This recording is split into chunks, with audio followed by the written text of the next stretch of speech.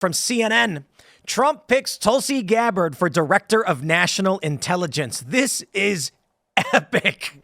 So a lot of people are saying is that with the appointment, or I should say the nomination of Matt Gaetz as AG and Tulsi Gabbard for DNI, he is handing over departments to the people that were wrongly targeted by those departments. For everybody who doesn't know, Tulsi Gabbard was wrongly targeted, placed on a terror watch list, and Matt Gaetz was falsely accused of a ton of crap by the DOJ.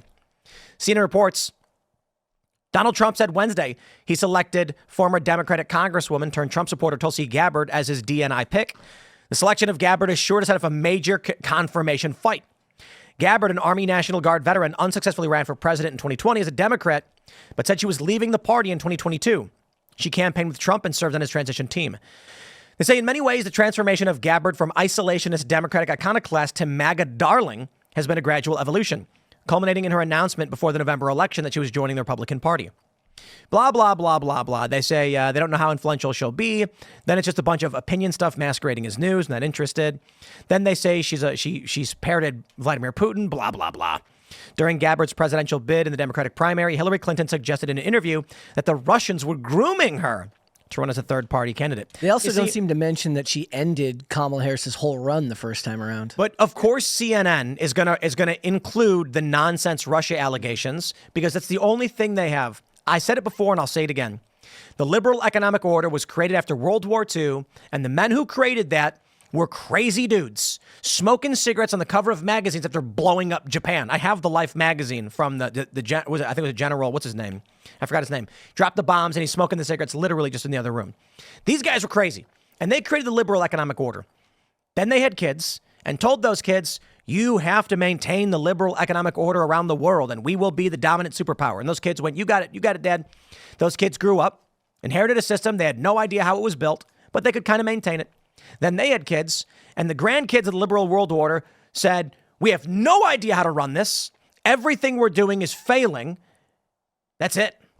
What I think we're seeing now is, they say wealth lasts 3 generations. Yeah, I was going to say, the people who made the deep state, who made the liberal economic order, have long since passed, and their grandchildren, it's the 3rd generation. And that is lost on these kids. You know, they say wealth lasts 3 generations because a guy works hard, rolls up his sleeves, builds a business, figures it out, becomes rich, has a kid, teaches him the ropes. The kid sees it firsthand. Third hand, the grandkid doesn't quite understand how to run the machine. And so it eventually falls apart. They sell it off, and then the wealth kind of fizzles away. And that's what we're seeing now with the deep state. They don't know how to maintain it. So the only thing they can do is go on CNN and say, but she's a Russian. Ain't nobody cares. You called Trump Hitler and nobody cared, and he won the popular vote. Yeah, the name calling has become white noise, right? We've just gone ahead and embraced the labels because their whole agenda is if they can label you, they can categorize you. If they can categorize you, they can put you in a box, put you on a shelf. They don't have to deal with you because again, you're labeled. With Tulsi, I like new converts, right? I like people who are just on fire for whatever they've just discovered, whether it's faith or people who are newly rich. I mean, like they suddenly have discovered a whole new lifestyle. Tulsi to me is that. She's a convert, right? She came along and she's kind of like a homo coming out of the closet. I mean, she's excited right now, and I'm all for that. So I'm like, let's turn her loose and see. Are there things she said in the past that I don't necessarily trust? Yeah, of course. But I mean, nobody said anything that's perfect. But she was being groomed to run the Democratic Party. Yeah. They viewed her as a darling. They were looking at her as the future of the party. She was the talent they needed.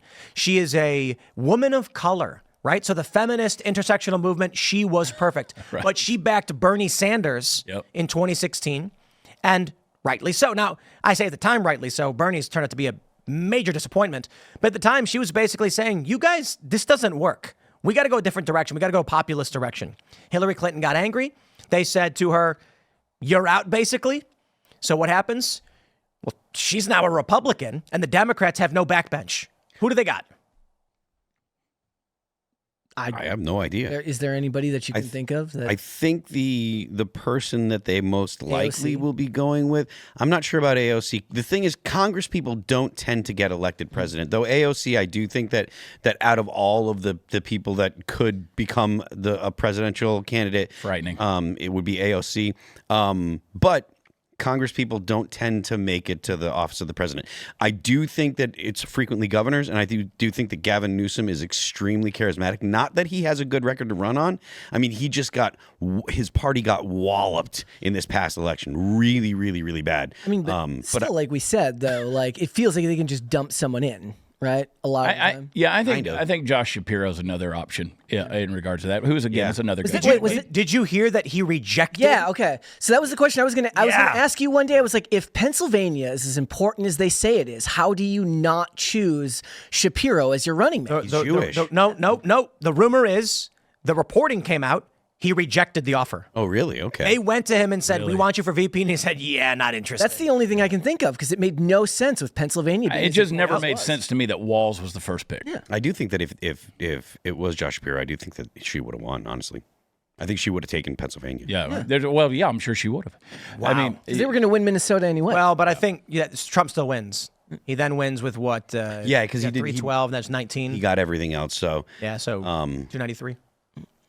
But no, I mean, Shapiro, that's interesting. I didn't know that he had turned that down. But I just kept thinking the whole time there was no way that Fancy Pants was the first choice on a deal like that. I do think that Gavin Newsom probably will be the direction that they go in the future. Like I said, they were able to drop in a candidate without even putting her through primaries and still come, they got walloped, but still they won all the states that they would normally win outside of the swing states.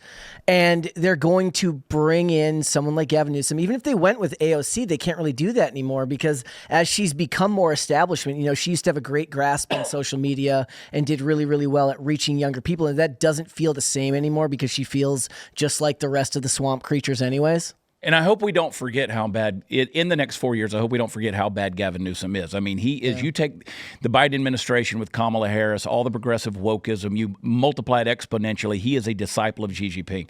And I hope that doesn't get lost. We have got to overwhelmingly change people's hearts and minds with, money in your pocket, freedom, liberty, the ability to speak, removing some of the crazy algorithms that are out there that are censoring people. And so that people say, oh, this is what freedom tastes like. And somebody, Sarah Gonzalez, she messaged me the other day. She said, historically, have we ever seen this many things happen just in the days following an election? And I said, well, you could argue that when Reagan beat Carter, the Iran hostages were released, various things happened. I said, but it's like the world was stuck underwater, gasping for air, and now it automatically started correcting because finally there was oxygen to breathe again. Let's just pause and think about AG nomination, Matt Gaetz' AG nomination, Tulsi Gabbard, Pete Hegseth. Let's just pause there and go back to when we were talking about how many historically unprecedented things have we experienced in the past year. Yeah. It's exponentially increasing.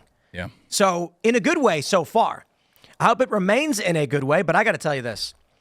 With this appointment of Tulsi Gabbard, oh boy, Matt Gaetz, as much as this is probably the most hilarious thing I've heard in politics in a long time and a dream scenario, I do not see how the deep state will allow these confirmations. And I know we talked about racist appointments.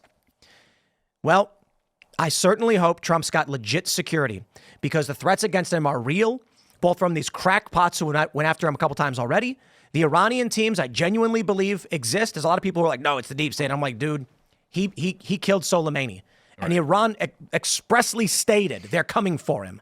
So sure, you can argue it's a cover or whatever, but I do think Iran wants to get Trump as well, especially before he becomes president and then puts the boot down on these other countries. Well, this is the most important time. Trump needs quadruple the security. He must get to Inauguration Day, and then he must get these confirmations through. I know that the Secret Service had less than perfect or less than maximum security on Donald Trump when he was running, but now that he's president-elect, if I understand correctly, and I'm not a Secret Service expert, but if I understand correctly, the president-elect gets the same security that the actual president does. So hopefully, he's treated as the actual president. But when he gets into office, he needs to do a thorough cleaning of Secret Service as well. Well, the question is he actually president-elect? So formally, I believe it's when the vote is counted on January 6th. Right now, it's just we call him president-elect because we've decided based on media reports that he's won. Actual president-elect, I believe, is when January 6th comes around and Congress says the electoral votes are for President Donald Trump and Vice President J.D. Vance, and then he's got 14 days or whatever until between president-elect and president. So they may try and argue that he's not even president-elect right now. You guys remember 4 years ago when Joe Biden, when they were debating, the election, and he kept coming out and giving talks or whatever behind that seal of the office of the president-elect? Yeah. Like, where'd you come up with this? And I don't know if you've noticed, but did you see the video, by the way, of the robot dogs that are on Mar-a-Lago's grounds now? Those are privately owned. He owns those. He owns them. Yeah, it's not provided by Secret Service. It's so much of what Trump is doing is privately funded. I mean, like the transitions, all of these things he's doing. He's like, I don't trust the deep state. I don't trust anybody in this situation. But I do say, let's put him in an armored, room and protect him. And J.D. Vance gives a great life insurance policy, in my opinion, but still. And so let's keep them both separate. Yeah. But under the 20th Amendment, president-elect is the term they use. It is assumed, because it's not clearly defined, that it is when the Electoral College votes are counted by Congress January 6th.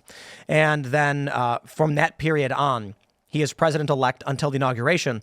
However, the media uses the term president-elect because we as a people generally just consider once the media says you've won, you've won. Mm-hmm. Well, I mean, Joe Biden today in the meeting referred to him as the president-elect. Yeah. And the former president. Yeah. And everyone's basically, I think it's informally now that once the media decides you've won, you are president-elect. That's kind of a scary prospect if you're to ask me. Yeah. But that's the way they're playing it. And so long as it's Trump right now who's got those protections, I'm glad he does. Yeah. Yeah. JD Vance, listen, I'll tell you, honestly, I think we take a pause there simply because every one of us has thought, and we've seen the deepest, darkest machinations of things that could happen, these strategies planned against the man's life. And all of us are sitting there. I know, a few days after the election, I'd wake up to pee at 2 o'clock in the morning because I'm old. And I'd walk into the bathroom thinking, did this really happen? Like, we really got this? We won all of these things? We actually got the popular vote? Yeah. Like, did I dream? Can I pinch myself? Am I awake? Well, apparently, have you guys heard that Trump's got robot dogs at Mar-a-Lago? Yeah. He's got those robo-dogs walking around. Running around. I got to be honest, I think they're largely worthless. Yeah. They're good to alert people, but, so I've had people ask, like, hey, why don't you get some for here, right? Because they're like $25,000 each. And I'm like, dude, anybody who wants to break in will just destroy it. Yeah. Trump's got Secret Service, and he's in a relatively urban area. He's literally in an urban area with Mar-a-Lago. So maybe it makes more sense to have robot security dogs because they'll alert you to the presence of somebody. Out here in the middle of nowhere, robot dog ain't doing nothing. Well, I know that I don't want to. He'll get mad at me for telling his business, but Glenn Beck got some for his ranch, and he's got them basically where he can see what the dogs see. So his security could see what the dogs see because there's a camera on those things. Do they go and charge themselves? I don't know. But it's pretty interesting the stuff you can do. Like you teach them tricks and stuff. Me personally, I want to shoot it with a shotgun. Yeah, that's $25,000. Yeah, but still, I don't want Skynet to become self-aware. Right, I get it. We had I have a whole bunch of aerial drones that we were doing research and live streaming with, and I brought one out to the Mojave Desert during the DEF CON hacker convention. They have a shootout.